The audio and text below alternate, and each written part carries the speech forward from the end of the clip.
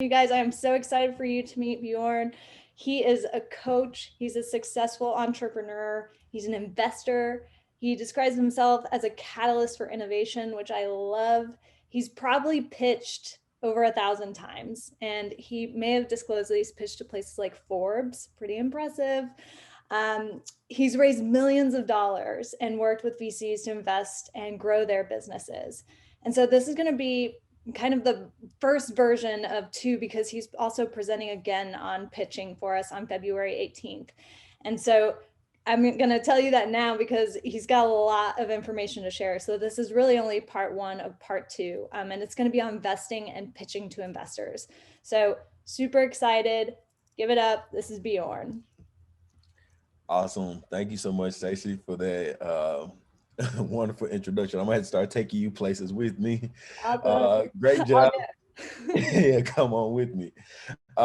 Great job, Joel. It's good to see another friend here in Northwest Arkansas doing amazing things. Everything Joel says is golden, and he knows exactly what he's talking about. And he's one of the people that I'm really excited to be here in the ecosystem with. So I hope you guys are awake and paying attention and taking notes and taking advantage of it.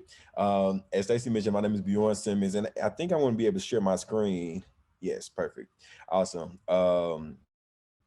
I'll share my screen here in just a second, get started about our pitch. But this is part one of a two-part series, all about the art of the pitch. And so tonight we're going to focus on pitching to investors, and then the second part is going to talk about closing the deal with customers, because too often we see startups and entrepreneurs using the same pitch for everybody. They have one template, they run that template all day, and that's just their pitch. And then they wonder why their deals don't always go through.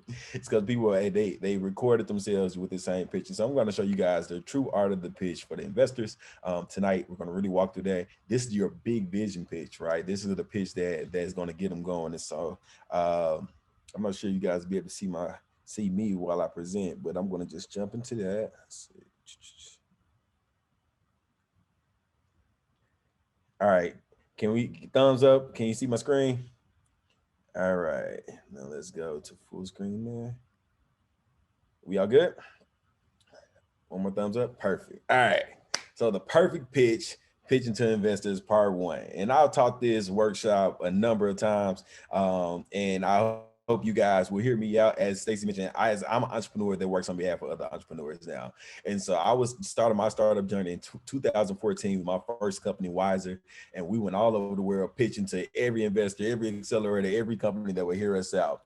At that time, we were working on a gamification platform to connect brands and consumers in real time. We wanted people to be able to use game-like surveys in order to give their feedback back to their favorite brands at the point of experience, or at the point of consumption. Meaning that if I'm at McDonald's and I just had a Big Mac and I'm sitting right here in your space, I should be able to tell you right now digitally on my phone that I had a great experience. The food was great, or it was terrible, and the businesses should be able to communicate that. And so we came up with the idea that started off on a napkin as a tic-tac-toe platform and grew to raise over millions of dollars, pitching to Forbes and all kinds of stuff. Closing, working with companies like Kroger and Procter & Gamble, and even moving into the hospitality space, working with airports and hotels. And so we sold that company last year, so it's been acquired by Popcorn, which is we're excited about. It's going to kind of grow and exponentially in its own way. But now I work as a venture capitalist and investing in other entrepreneurs, making sure that they have the fundamentals when it comes to pitching to investors, and also just building their companies.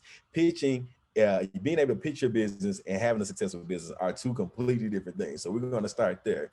But I do want to make sure that everybody, if you are going through this class, you at the University of Arkansas, that you in operating in Northwest Arkansas, startup the NWA ecosystem, you have a great pitch, and we have the right assets in order to do that. So we're gonna move that along.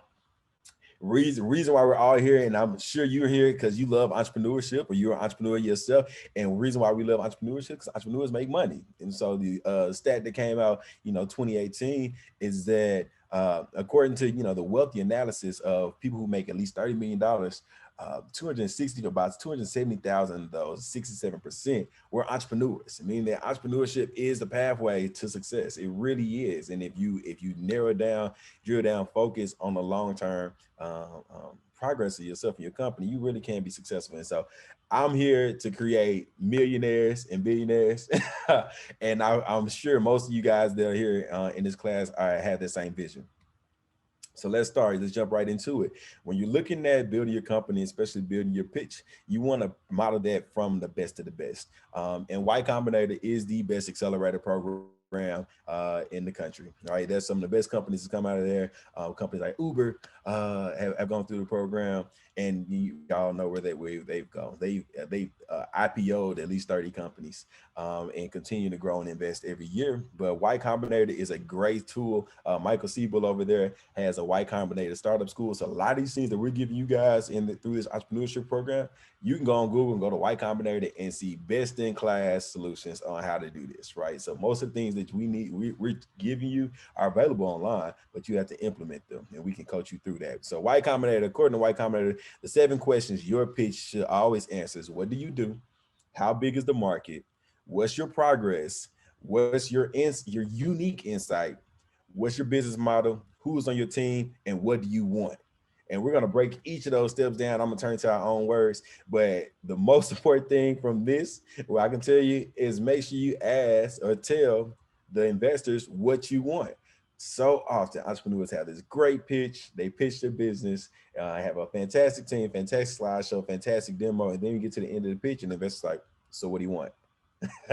So we're going to fix it. We're going to make sure you guys don't have that issue.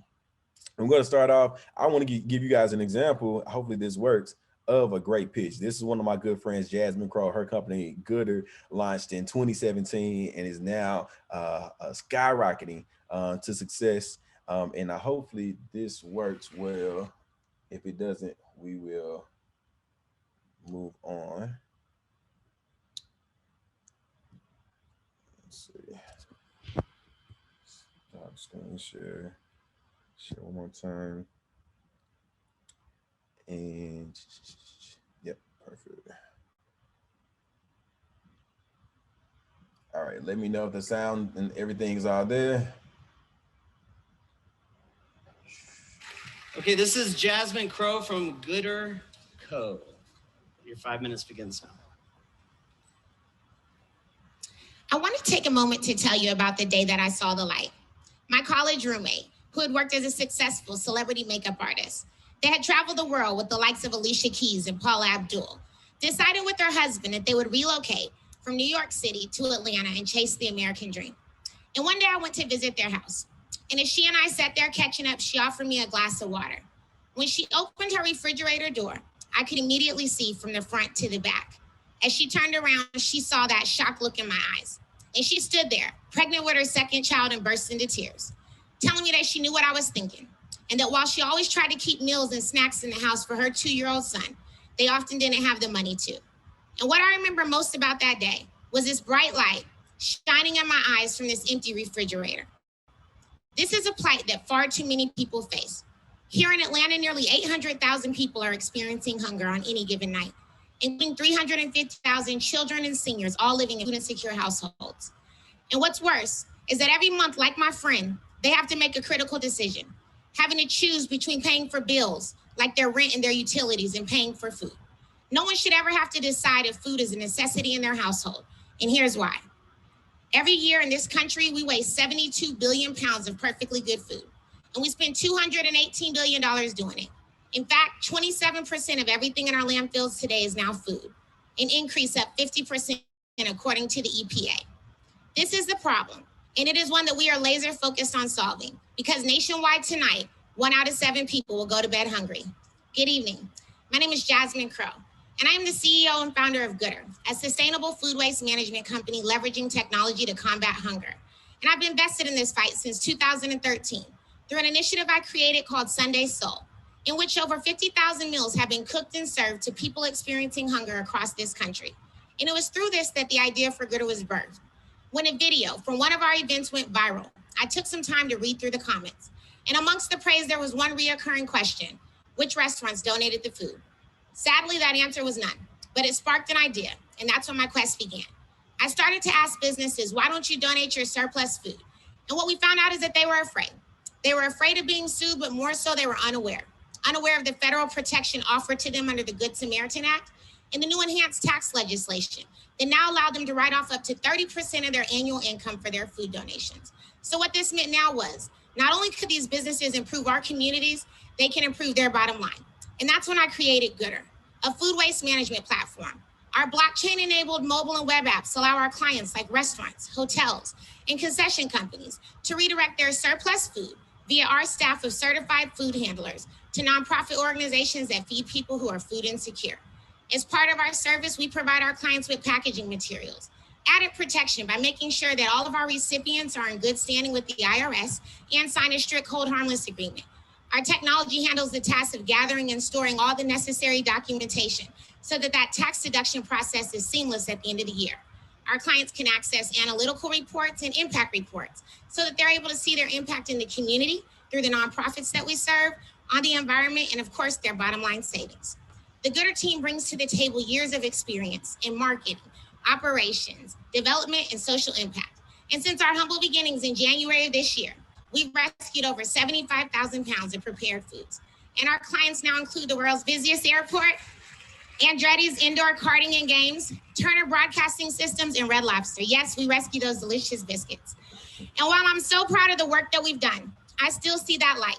And I think about my friend and the thousands of families just like hers across Metro Atlanta that we want to help. And that's why I'm here tonight, seeking to win this year's plywood pitch competition so that we never miss an opportunity to keep good food from going to waste. We're missing out on critical food rescues every night after 9 p.m. when our nonprofit partners cannot accept this food, but yet restaurants are closing, weddings and galas. All right, sorry about that little mishap there for a second, but that was a rock star pitch, right? That pitch, I mean, you know what the problem was, you know how big it was. She had a unique solution. Her slideshow was clean and bold. You could see her product. That was an all-star pitch. Needless to say, she won that. That was $1 million pitch competition.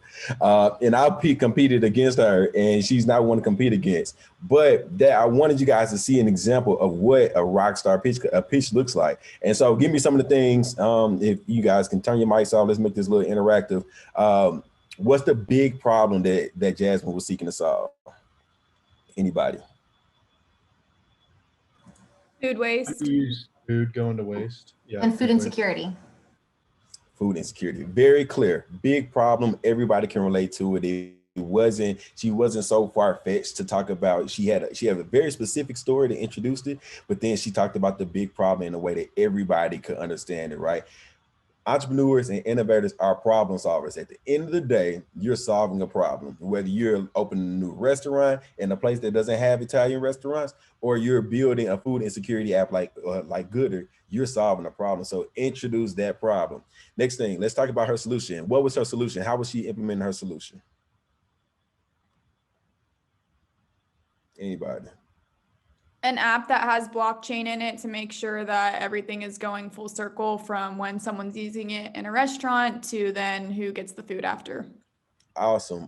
And I love that you mentioned blockchain. You know what she did? She introduced her innovation. Not only do I have a solution that works, but it's a leading edge solution, right? It's on the front ends of where things are going. There's vision connected to it. So and people use blockchain in a lot of ways. She didn't go in depth on the details of how well she knows blockchain. She says, yes, we're a forward-thinking company. We have blockchain integrated into this. I love it. Let's name one of her customers that she said she was working with. Anybody? Red Lobster. Red Lobster. And yes, they are rescuing those cheddar biscuits. Yes, and I'm calling out these things because you guys are able to remember that from her pitch. And that's what investors do. That's exactly what we do. We hear thousands of pitches, and there are things that stick out really strongly to let us know this is a good pitch or this is not a good pitch. If we're asleep or twiddling our thumbs through every entire pitch, we're not paying attention. We know anything you're saying, but there are things we know. She has a big problem. She has a unique solution. She's forward thinking. She already has big clients. Great traction. All right, so those are some. Anybody else find something very unique they want to share about their pitch? If not, we'll go back right into the presentation. What'd you like the most about it? Anybody?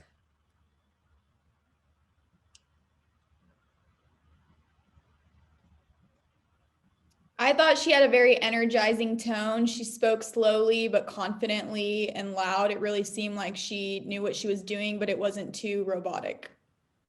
Absolutely. Great energy. And I'm not one to spend a lot of time talking about, watching your and all those things. With great content comes the confidence that you need to deliver your pitch. So if you know your business is solid, and you know what's on your pitch deck, you will have the confidence to go up there. What happens is people fumble because they aren't confident in their business, right? Or they aren't confident in what they put together. Practice, know your business. When you have a solid business, again, great businesses, great content produce confident presentations. And that's what she's really good at. She's become master at it. So in other words, introduce the problem and describe a utopia afterwards. Your solution should be key to the utopia. Your solution may not be the utopia. Gooder is not feeding everybody. It's a solution. It's a tool to the utopia of a hunger-less world, which is what she's trying to create, right? Working with big brands. Introduce your solution. Make sure it's unique, forward-thinking, succinct, right? We can understand exactly what your solution is. What's your business model? How are you making money? She talked about how she's working with the businesses and then selling to nonprofits, right? You know exactly who her customers were and how she was transacting. Understanding your business model, making that easy for her to articulate, right? And even if you have 8 different streams of revenue that there are potential for your business, what's working? What are you actually getting paid for? Narrow it down, make it very succinct for us. And you can illustrate this on the deck. We'll walk through that as well. Progress, traction. She showed where she's growing from when she started in ideation all the way to where she is now with her company. I mean, with her clients, right? Going from an ideation at the beginning of the year, ending with clients like Atlanta Airport. Tell us what the traction is. Market opportunity. How big is the market? She pulled back up her slide deck and showed, here's how it's a $71 billion market, right? You know, that she in food itself. She illustrated that. She didn't give much of a competitor analysis, but what she did was show how unique her business is to where it's already competitive because of the adoption she's receiving. And that's a great way to illustrate that you are competing because guess what? We're selling. So we're naturally competitive. Now on the back end, when you're sending directly and speaking directly to investors, you want to know the market. And we'll talk a little bit more in depth about that. Have your team, having a roadmap and closing really, really strong. And Jasmine illustrated that really well. So let's dive a little deeper. The problem. Give a striking overview of the problem, explain it briefly. Jasmine did a great job of introducing the problem in a specific way, talking about her friend who had experienced hunger before. Your problem, your connection to the problem is really, really important because it lets us know whether or not you're the person to solve that problem. If you don't know anything about gastroenterology, right? You cannot invent a new medical device to solve for colon cancer, right? You don't know anything about this space, right? And so if you can illustrate, but if your dad or your grandfather or somebody experienced that and you had to treat them and you were going to doctor visits with them and it motivated you to research this space or you went to school for it, give us reasons to believe why you're connected to this problem, and having a personal story that connects it within your pitch and within your deck is really important. It can be really, really valuable. Elaborate on, negative impacts of the people and within your experiences within that story. Let people know how this really connects you and how it's not only impacting, people near and dear to you, it's impacting the world. This is a big problem. And when we're talking about innovation, investors are buying or investing into big world solutions, right? They want to know they're going to get their money back and they want to see scalable ventures. All startups, I'll tell them, of course, if you're building a small business, that's one thing. You want to operate your small business and keep it succinct, that's okay. But you're talking about a high growth potential startup, your business needs to show how you want to get to $100 million in revenue within 7 years, right? So, and that's how the kind of vision as a CEO investors are looking for. Can you demonstrate how you're going to $100 million business early on, right? Showing if we get this percentage of market, all those things. And so your problem needs to be big enough to generate that kind of revenue or whether it's not revenue or users, right? How are you going to get to 100 million users, right? Whether if it's a social media platform. So your problem has to be big. So save the world with your problem, but make it specific and show us why you're the person to solve that. Then you're going to describe the utopia. And if I'm going too fast, people feel free to slow me down. Then you're going to describe the utopia. What is that utopian experience that your tool, your business is taking people to? Where are we going? right, and working with you and buying from you and investing in you.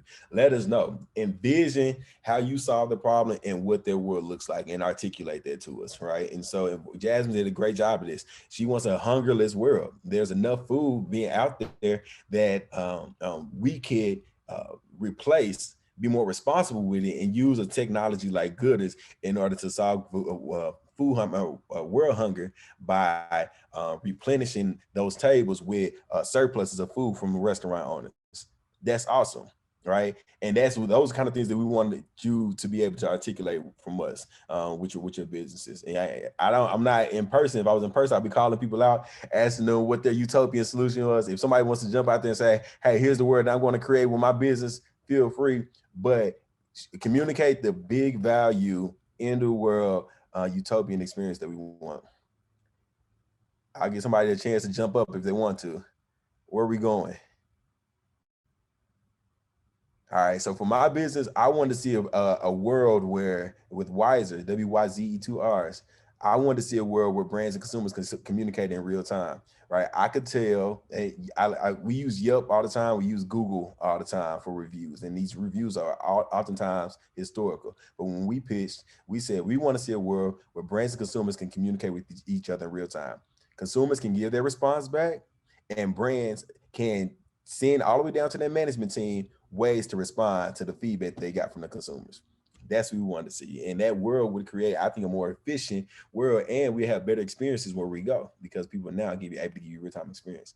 Those are ways that you pitch your business and kind of paint that picture, because then that's what gets investors excited, because they can see the problem, they see where you're going, and then you start talking about your solution. So let's dive into your solution. Joel did a great job of talking about prototyping, and you're within your pitch in your deck, you want to have introduce your product as what it's supposed to be, right? Tell us what your product, what you're building holistically. All right, you can show us where your prototype is. Hey, we're prototyping here. Here's our MVP. Currently, we have our MVP, but show us where it's going as well. But introduce your product or your service as the ultimate tool to that utopian future we're trying to get, that we're getting to. And you should be able to articulate this throughout your pitch, and your pitch deck should reflect this. So what does that look like?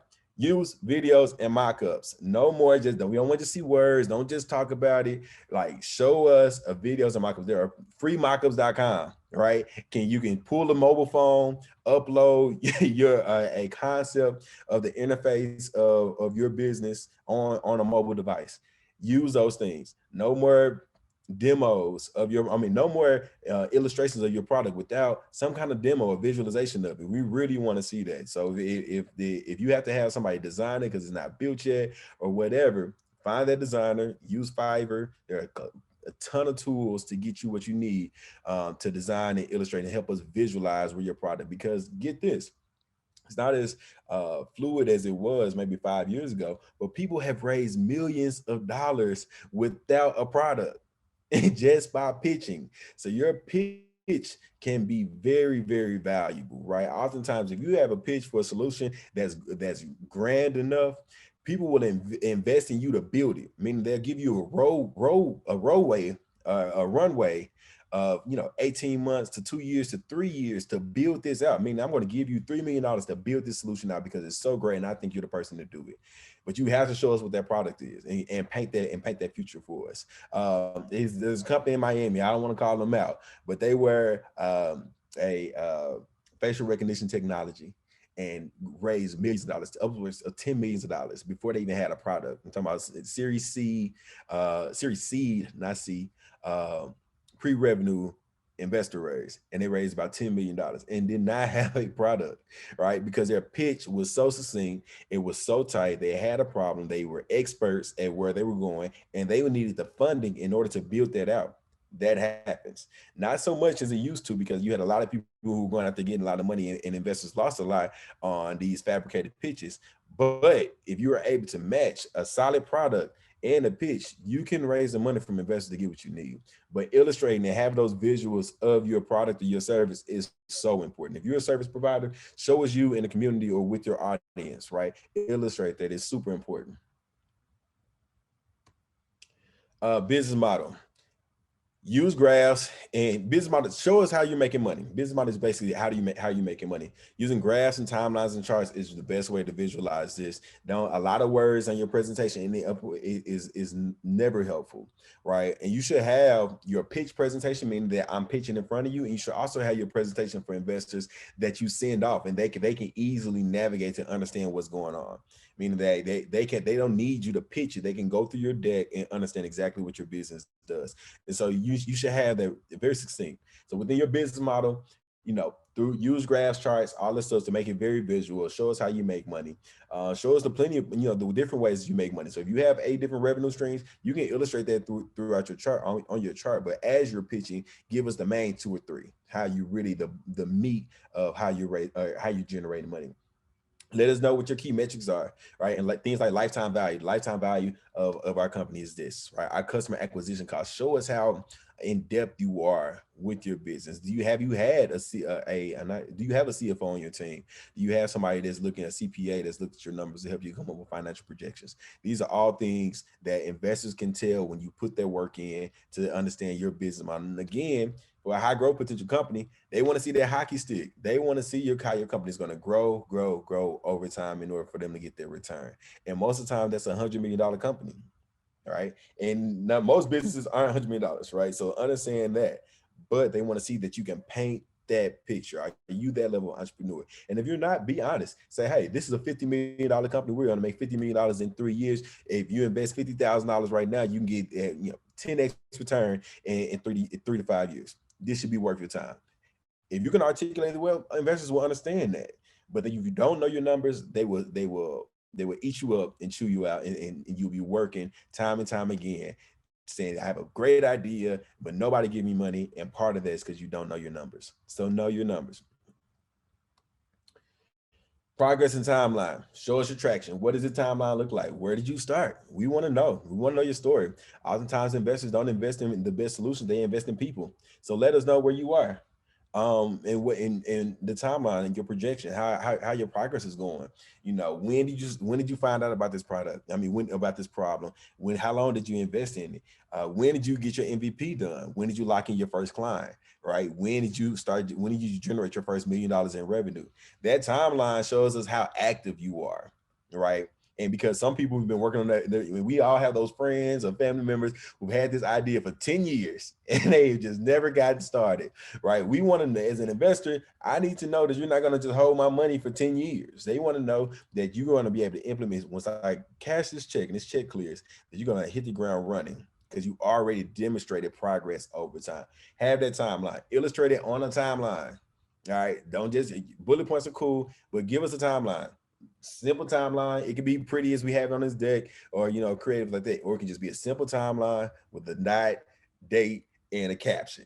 All right, but illustrate that timeline. It works really, really well. And we heard that in Jasmine's pitch too. We heard her say when she started and how her progress, and it made you proud of her. You almost wanted to cheer for her, like, yeah, go girl. You know what I mean? Like you wanted to. It brought you into her world a little bit, and that's what you want. So you want that reaction from your investors. Traction looks a lot of ways to a lot of different companies, right? It can look many ways to different companies. Traction can be revenue. Show us how much revenue you have. Illustrate this again on a graph.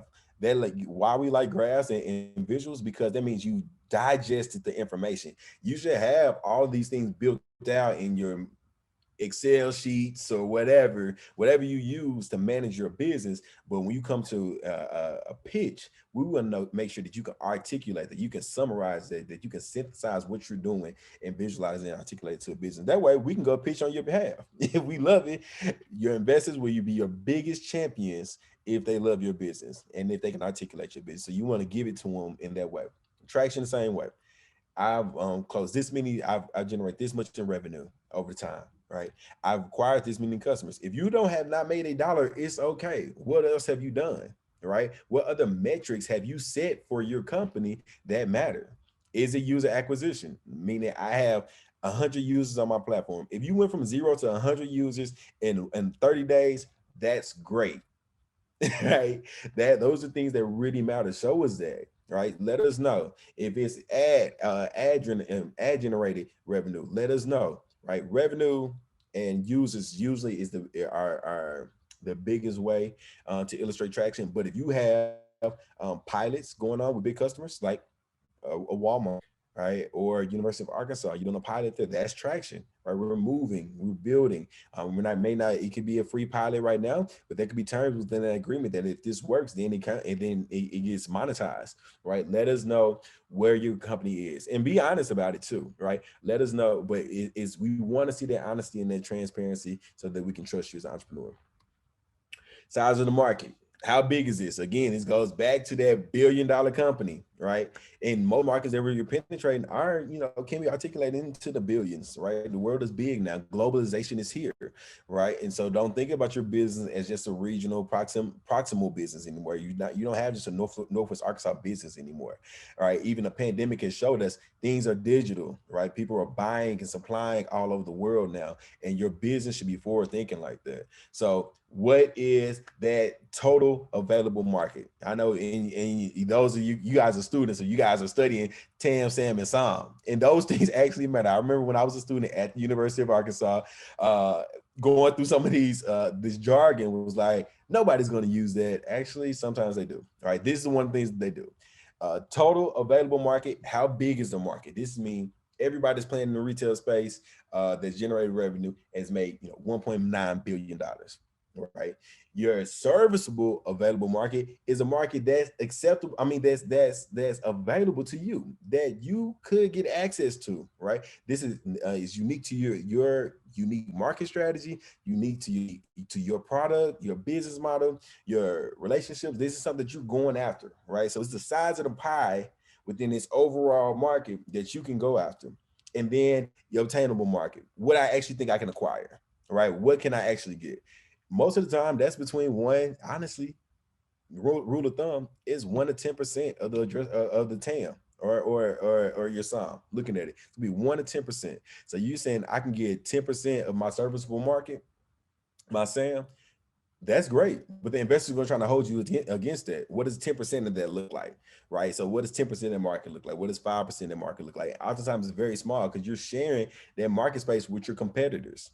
Right, so you're talking about if you're going after, for us at Wiser when we were building this, gamified surveys, our biggest competitor was SurveyMonkey and Qualtrics, right? So you're talking about $1 billion market, and then the serviceable market was an online survey market, right? So and SurveyMonkey was our biggest competitor. They had most of the market, the bulk of the market.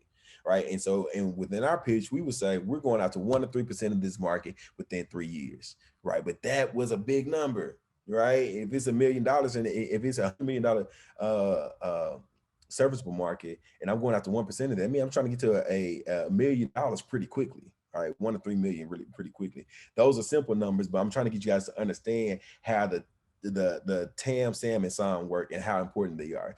Investors want to know what's the total addressable market, what's your serviceable available market. This is what's serviceable and available, and then what's your serviceable obtainable market. What can you service and obtain, and what do you want to go after? These are really, really key numbers, but they also get you in the right mind of how you build your business.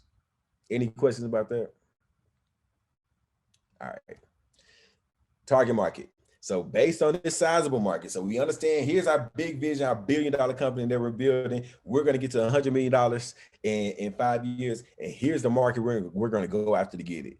Target market needs to be very succinct. We know exactly who you're talking to, right? I mean, down to even some pitches, and I wish I had time to show you guys more, are as specific to talk about the mom with 2 kids who's also working in the day, that has a husband and 2 dogs, and she needs this service in order to make her life more efficient, right? That is great because now we know how to micro target to get to that audience. And then you tell us how big that audience is. And then those serviceable numbers that you were talking about in the previous slide make sense because we can see exactly who you're talking to. Yeah, I know a lot of moms like that, right? Those half of moms in America, right? And you can go after that and we can really see what their target market is. Or if it's a business, a business industry category that you have relationships with or whatever, that target market is the market that you're going to cater to. You can't go after everybody. You have to have focus, and your target market strategy gives you focus on who you're going to talk to from your marketing efforts, generating leads, prospects. And oftentimes this is based on what's worked. Looking at your traction, what has worked, who's actually buying, not who you think will buy, but who's buying. So often entrepreneurs are stuck on, this is who I want to buy my product versus this is who is buying my product. The people who are buying your product are the customers. Those are the people that you need to understand down to a science and start marketing that there. Now, if there's another addressable market that you see, you start tailoring your solution there, but do not give up, or as my godmother would say, don't leave money on the table. And so you're leaving money on the table when you pivot too soon, going after a market that you want versus the market that's actually buying from you. So have your target market type. All right. Competitive advantage, introducing the competitive landscape of your market, understand your customers, know your competitors, know your competitors, know your competitors. I'm gonna kind of go speed up a little bit in the interest of time. Illustrate it on a graphic again. Your direct competitors versus your indirect competitors. Most people don't talk about the indirect competitors, but that's a great, when you do, those are things that investors like. They'll say, oh, you really know what you're talking about. You know, that's free game right there. If you can tell us who your direct competitors are versus, and also your indirect, your indirect competitors are, we want to see that. And can you illustrate that, right? This isn't direct competitive of ours, but they're in the market, and they, and their solution complements what we do or contrasts what we do, right? Let us know those things. Those are little nuggets that let us know how well you've really gone into understanding that market. List your advantages too. So after you illustrate what those, your direct and your difference between your direct and indirect competitors, what are your advantages?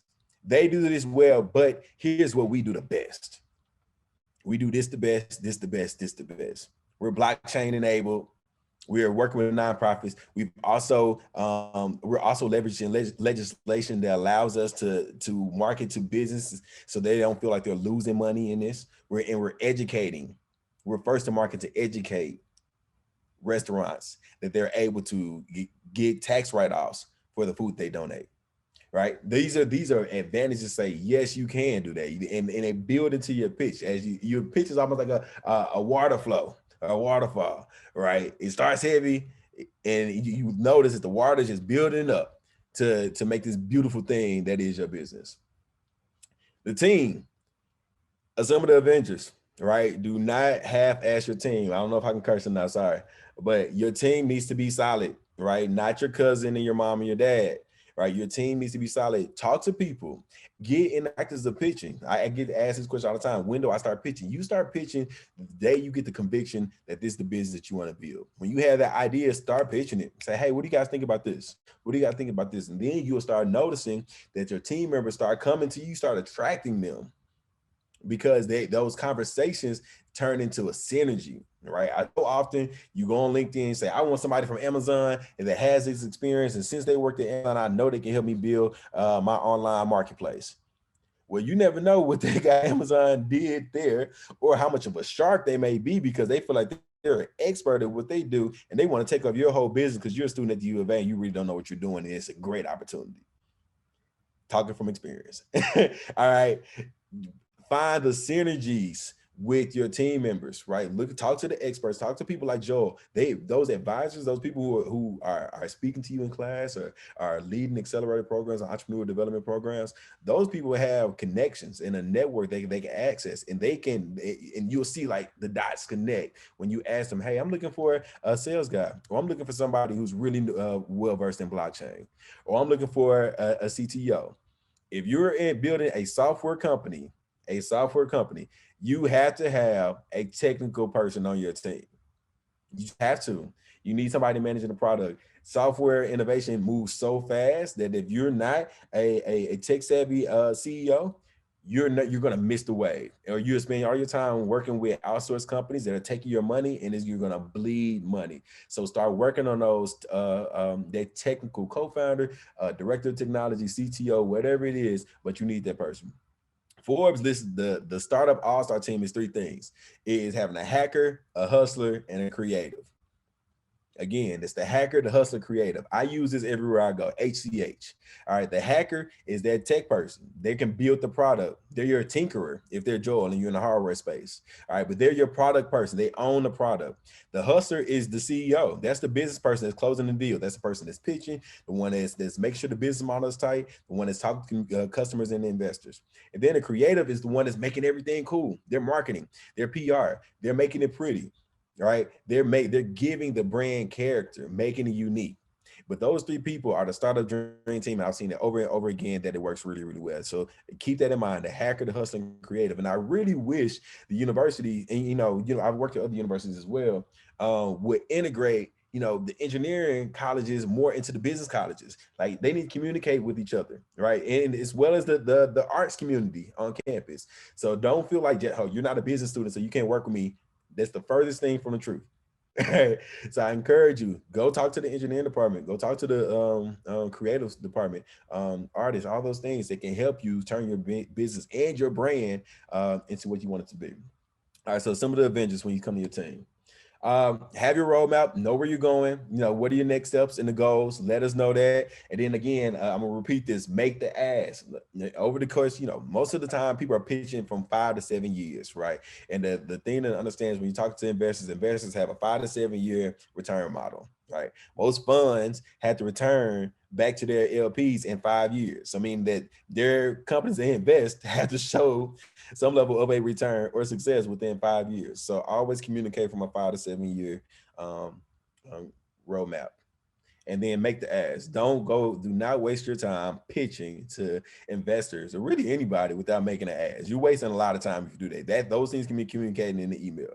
But if you're pitching somebody at the end of that conversation, you should make some kind of an ask, whether that's feedback or introduction or money, whatever you need. Make that ask. Free resources. Some of the things I've judged a ton of pitch competitions, including here in Arkansas, and I'm tired of seeing ugly pitch decks. Use Canva. All right, it's free. All right, if you need to get the pro services, do it, but no more ugly pitch decks. All right, none. Use a free resource, use icons, whatever you need to do, but we are not accepting ugly pitch decks no more. Make it pretty. Use a template. There are other templates you can use on Google, but Canva is a great solution. And if you need help with that, you can contact me all the time. I'm gonna leave you guys with this. Then I answer questions from 3 of my favorite people: Abraham Lincoln, Will Smith, and God. But the best way to predict the future is to create it. All right. So that's what we are in the business of doing. We're entrepreneurs, we're creators, right? Entrepreneurs are natural creators and problem solvers. So feel that energy when you import that into your business. Set a goal so big that you can't achieve it until you grow into the person that can. Same for your business. Set a goal so big for your business that your business has to grow into that in order to achieve it. So to become that $100 million company, grow your business to be there. And what is it going to take to do that? Sometimes these things seem so abstract, but when you boil down to it, operational efficiency scales. I'm gonna repeat that, operational efficiency scales, meaning that if you can go from lead to transaction to feedback seamlessly over and over again, that's operational efficiency. Keep doing that and making that better, and that will scale. And then lastly, the power of the tongue. The tongue has the power of life and death, and those who love it will eat its fruits. Pitch. You have to pitch your business. You have to be able to articulate your business. The Bible says so. All right. So speak it into existence. I'm Bjorn Simmons, BK. I was so happy to be a coach today. Here's my information. There is my actual cell phone number. Feel free to text me, only because you guys are University of Arkansas students. But email me and visit my website if you want to learn more about things. But I'm going to stop there and open up for questions. Yeah, and real quick, guys, just a reminder, Bjorn, thanks for sharing your contact information. Bjorn is going to be back with us for part 2 of this, where he actually specifically talks about closing the deal with customers and business-to-business relationships. So that's February 18th. So see more of Bjorn, interact with him more. He's also talking on March 9th for our Launch Lab series on identifying and sizing markets, which he got a little bit into today as part of the pitch. So if you're curious, come to that. So just a plug, and thank you, Bjorn. We're here to ask questions. Bjorn and Joel are both going to stay on the line. So thank you for being here.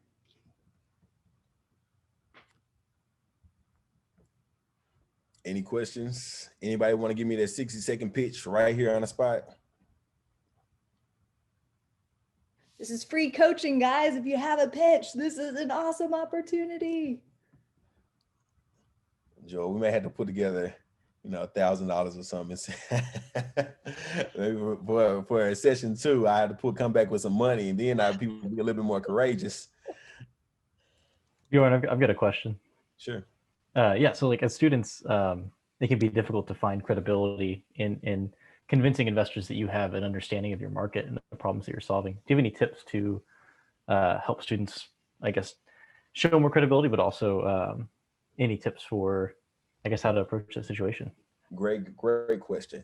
All right, so I say this all the time. If I had been in where you guys were when I was an undergrad, I'd probably be in my 3rd startup by now. When I went to the University of Arkansas, I graduated 2011, so this is really new, y'all.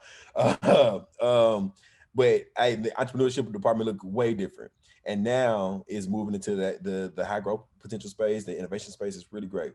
So things that you should do: leverage the university and anchor the university as much as you possibly can. Things like communicating, reaching out to a Nike because you think your business, your tool will be solution for them. Call them and say, hey, I'm a student at the University of Arkansas, and guess what? They're going to be more inclined to give you an answer or connect you with somebody. Introduce yourself as that. It works. I promise you. Most of the time when a student reaches out to me, I feel obligated to support them in some way. So leverage that. Second, I can go more technical.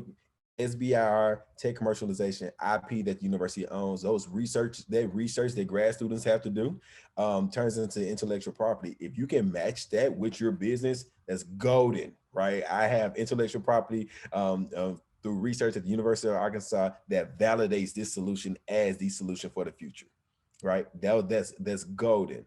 Third, advisors, professors, and well-known people that are connected to the university. Fill up your advisors in your team, right? Show us on your deck who your advisors are. My advisor is Dean Waller, right? Or Sarah Goforth, right? Or Joel Gordon, right? And be based on my relationships with the university. Ask the people, hey, would you mind being an advisor for my company? Set those monthly cadences so that they can keep them updated. But having a strong advisory board, it can be golden, because then they say not only is this a student, but the student is well supported, connected to research in the entrepreneurship department, and has a team that's going to make sure that they're doing what they're supposed to do. Also, don't play startup too much. Like the whole Silicon Valley thing that was on HBO, that's kind of played out now. So like coming to a pitch in sandals and a t-shirt may not work.